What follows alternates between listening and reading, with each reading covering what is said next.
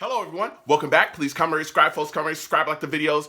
Also share the videos. I want to thank everyone that does like, watching, and share my videos. You folks are the absolute best. Listen, folks, there's a link to you down below. Has links to all of my social media platforms. Please go down there, follow me across all my social media platforms, and talk to me because I talk back.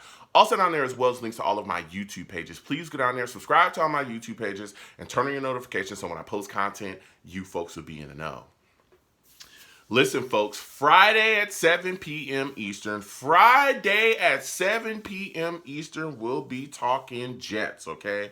I take live callers, call into the radio show. We'll be discussing it all. We got a lot to discuss about this football team. Call in. I love going back and forth with you folks about this football team. So with that said and done and put to the side, I've come to talk to you folks today about the New York Jets trading Elijah Moore. Whoa. Whoa. You know, Jets continue to make moves, and we've also signed a wide receiver as well, Mecole Hardman. We're going to be discussing that, and let's get into it. All right, first off, the Jets have traded Elijah Moore to the Cleveland Browns. The Jets trade Elijah Moore and a third-round pick to the Cleveland Browns for their second-round pick. Woo! Now, if you're completely foreign to the New York Jets and you don't really follow the Jets, right? This would be like a super shocker. But to be completely honest, this has been in the air since this past season. Because for those of you that don't know, or maybe don't remember, Elijah Moore actually requested a trade this past season, and there was a blow-up this past season, okay? Now, to start the season, his usage was kind of non-existent, right? That was at a point in our offensive times where we were running the ball heavy. Remember, especially during the early part of the season before Breece Hall went down, it was all about running the football. We were literally running on teams like it was like the ground and pound of, the Rex Ryan era. We were running through people. That's how we were winning games. Hand the ball off to Breece, and Breece would break a 50, 40-yard run, some touchdown. We were winning this way. And we saw Elijah Moore basically not be a focal point within the offense. We weren't throwing the ball that heavy. It was just, hey, Zach Wilson, take care of the ball, hand the ball off to Breece, and Breece would go off, right? So it got to a point where, I think it was around the Packers game. It was the Packers game where we had beat the Packers, and people basically said we were going to get crushed against the Packers. We go against the Packers, we beat them. Breece Hall, had done his thing. And after the game, one of our beat writers, I believe it was Rich Cimini, pointed out that, Elijah Moore didn't have anything going on in that game. Like, there was no catches, no nothing. Well, Elijah Moore responds to the tweet that Cimini put up about that on social media and basically says, if I say what I want to say, I'd be wrong. We winning right now, so, I'll just basically keep my mouth shut. I'm paraphrasing, but he basically said, I'll just keep my mouth shut on it. But that kind of opened the door. Well, then Elijah Moore goes to practice, and according to reports, during that practice, he approached the offensive staff. Mike LaFleur, our old offensive coordinator, he's now, moved on. We have a new offensive coordinator in the building, but he approached the coaching staff and the offensive staff and basically talked to, them about his role.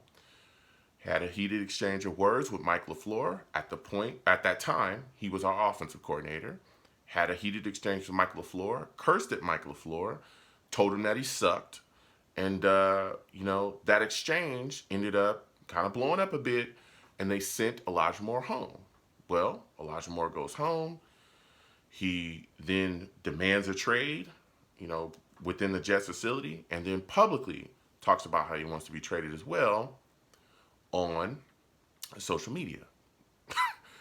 And things were looking really ugly. Now, keep in mind, this is at a point in time where the Jets were winning, okay? We were winning, and everything was rolling, and everything was good, and then Elijah Moore goes off.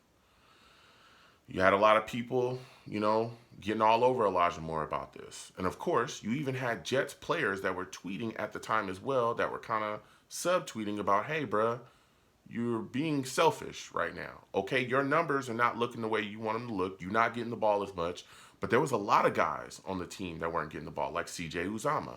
He wasn't getting the ball because that boy was run blocking a lot. He was making an impact doing that instead of catching balls and scoring touchdowns, right? Now, that did get smoothed over eventually after being deactivated for a game because they did deactivate him against the Broncos. Eventually, he did come back and kind of smooth things over with Mike LaFleur. There was film of them, dapping it up, saying what's up as he came back to practice, and everybody was happy. But this was always kind of in the background, right?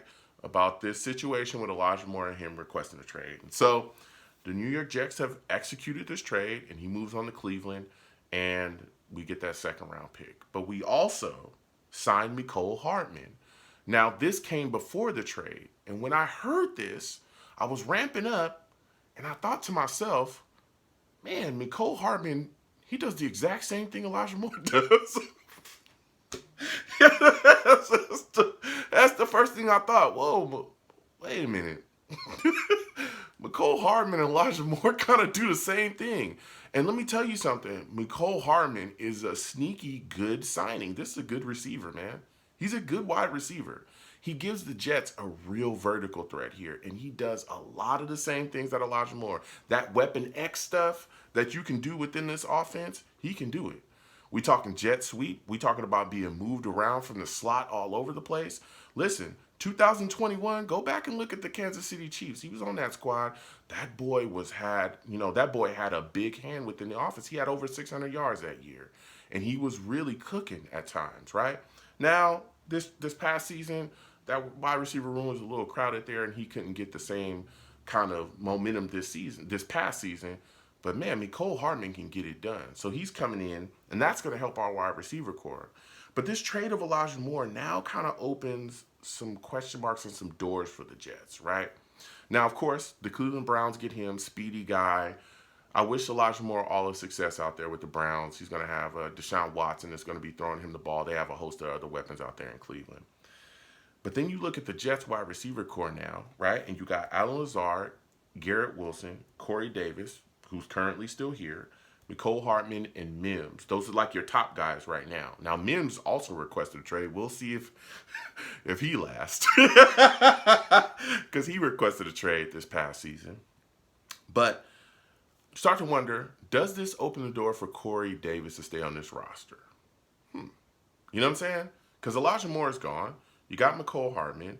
You got Lazard. You got Garrett Wilson. Could Garrett be the guy that they could end up moving around? Is he still going to stay at number 1? Or is he going to be the number 2? Or what happens with him, right? But we know he's going to be part of this offense. But we're just wondering, like, okay, well, where's Corey Davis going? Because he ain't been cut yet, and they could have cut him, right? So we got to see. You also got to wonder, does this open the door for them when they move on, if they move on from Corey Davis? Does this open the door for OBJ to really be a New York Jet? There's been a lot of talk about this, and he's still, at this point that I'm filming this video, he's still on the market. So could OBJ be a New York Jet to come in here and really be, come in here and really give us that offensive boom that we need as well? Does this open the door? Does this trade open the door for the New York Jets to bring in OBJ? Then you got to also start thinking about this pick that the New York Jets have gotten right now, right? Of course, we gave away a third-round pick, but we gained a second-round pick. What are the Jets going to do with that second-round pick? Are they going to draft a wide receiver with that second-round pick? Is that pick going to be utilized in the trade for Aaron Rodgers?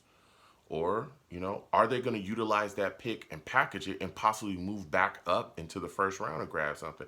There's so many thoughts that come with this. So many thoughts. And I want to hear from y'all because I'm still kind of processing this myself. Like, the options here are crazy. So comment down below. Give me your thoughts.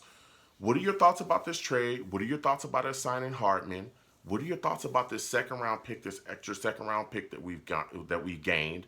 How do you feel that the Jets will use it? Do you think that OBJ will be a New York Jet? Do you think that this move opens the door for him to come in here and, possibly be moved around and be put in the slot? There's been a lot of talk about him coming in here too. So comment down below. Let me know what you folks think. You folks have a good one. Peace.